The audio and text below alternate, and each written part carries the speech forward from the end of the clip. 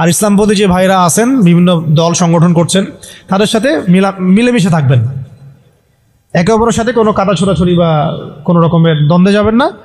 তাদের দ্বারা ইসলামের উপকার হলো তো আলহামদুলিল্লাহ, কিন্তু যদি দেখা যায় তারাও এইসব তন্ত্রমন্ত্রের ধোকায় পড়ে গোলক ধাঁধায় হারায় যান, এতে আল্লাহর কিছু যায় আসবে না, আল্লাহ পাক শরিয়া কায়েম করাই দিবেন ইনশাআল্লাহ। তারাও বুঝতে শিখবে, বুঝতে পারবে যে এইসব পশ্চিমা তন্ত্রমন্ত্র দিয়ে শরিয়া কায়েম হবে না। অন্ততপক্ষে কিছু যদি উপকার হয় তাহলে তাও তো ভালো, ইসলামের জন্য ওইটুকু ভালো।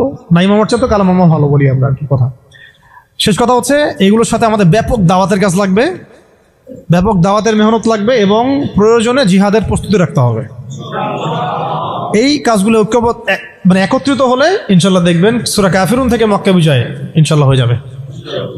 আচ্ছা, এইগুলা আমি আবেগ থেকে কথা বলেছি এমন না, এটা বাস্তব, এটা বাস্তব ছিল, অতীতেও হয়েছে এবং প্রত্যেক শতাব্দীতেই ইসলাম বিজয়ী ছিল, এই শতাব্দীতেও হবে ইনশাল্লাহ। আল্লাহ পাক যেন সেই কাফেলে আমাদেরকে কবুল করেন।